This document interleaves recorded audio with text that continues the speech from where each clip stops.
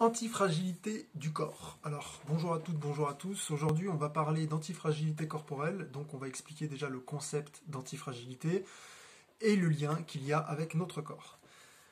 Alors, pour expliquer l'antifragilité, vous allez imaginer avoir un verre comme celui-ci dans la main et imaginez que ce même verre va tomber au sol. Si ce verre va se casser, on va dire qu'il est fragile parce qu'il s'est cassé.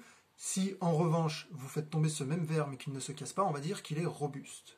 Et là, ce qui est intéressant, c'est que si ce verre en question tombe et à l'impact se renforce, on va dire de lui qu'il est antifragile.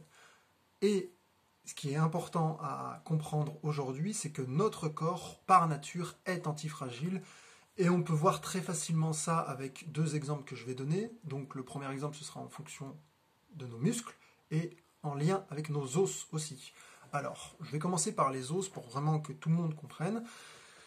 Si il vous arrive un accident et que l'un de vos os casse, vous avez une fracture, quand votre os va se réparer, quand il se répare correctement bien sûr, quand il va se réparer, il va se consolider et la zone de fracture, l'os, l'épaisseur d'os sera beaucoup plus épaisse, beaucoup plus solide, beaucoup plus robuste. Et ça, c'est un signe d'antifragilité. Le corps, en se réparant, va faire en sorte d'avoir une solidité plus importante que la dernière fois pour ne pas subir les mêmes dégâts si il devait rencontrer de nouveau ce genre d'impact corporel. Et enfin, le deuxième exemple, c'est nos muscles. Et nos muscles, c'est un très bon exemple. Les bodybuilders ou les personnes qui cherchent à avoir des muscles volumineux pour être plus forts, plus puissants, plus volumineux, et ben notre muscle, quand il va être travaillé, va se déchirer et justement ces fibres musculaires qui vont se déchirer, en se réparant, vont devenir plus solides, plus nombreuses, plus robustes, plus grosses. Et c'est ce qui va permettre une antifragilité, encore une fois de plus, de notre corps. Donc ça, c'était les deux premiers exemples vraiment pour comprendre un peu le principe d'antifragilité. Maintenant, si vous voulez comprendre un peu plus le concept d'antifragilité, je vous invite à regarder les travaux de Nassim Nicolas Taleb. Lui, c'est un peu plus du côté finance qui parle de l'antifragilité, mais c'est en lien avec mon sujet. Alors, mon autre exemple aussi que je vais prendre, c'est l'exemple de la plante d'intérieur. Si vous avez une plante d'intérieur chez vous, ou que quelqu'un que vous connaissez qui a des plantes à l'intérieur, du fait qu'elle soit à l'intérieur, elle n'est pas à l'extérieur, donc ça veut dire qu'elle ne subit jamais de contact physique réel, elle n'est jamais bousculée, elle n'est jamais sous la pluie, ni sous le vent, ni sous les fortes chaleurs, ni sous de grands froids. Donc au bout d'un moment, on va se rendre compte qu'au moindre contact, elle va perdre ses feuilles. Là, on va se rendre compte que la plante, elle s'est fragilisée.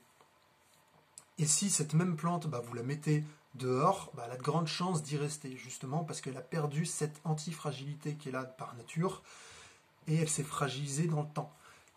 Maintenant, un autre exemple que je veux aussi utiliser pour bien comprendre ce principe, c'est ce que j'appelle moi le château immunitaire. Vous imaginez que votre corps c'est un château et que vos protections immunitaires, dans leur globalité, parce que c'est pas que les globules blancs, c'est votre petit soldat.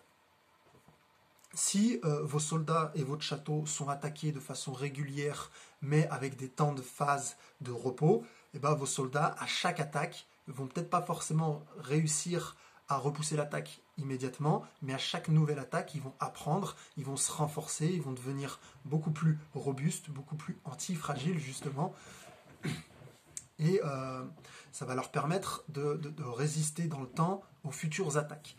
Maintenant, si ce même château et ses soldats, justement, donc votre château immunitaire, il est trop attaqué, il y a un risque d'épuisement. Il n'aura pas le temps de se reconstituer, de se réparer, de comprendre l'attaque, il va s'épuiser et donc il va tomber. Le château va tomber. Et dans l'extrême aussi inverse, si ce même château n'est jamais attaqué, le jour où il sera attaqué, il ne saura pas comment réagir, et donc il va être fragile et il risque d'être submergé. Donc voilà. La conclusion de cette vidéo, c'est vraiment notre corps, il a besoin d'être stimulé et stressé pour se renforcer. Et si les stimulants sont trop rares, il va se fragiliser, et si les stress sont trop courants, il va s'épuiser. Donc l'activité physique, elle se fait en été comme en hiver, sous la pluie comme sous la neige, pour être en forme toute l'année. Et bien sûr, tout en respectant son corps et sa santé. Alors prenez soin de vous et à la prochaine vidéo.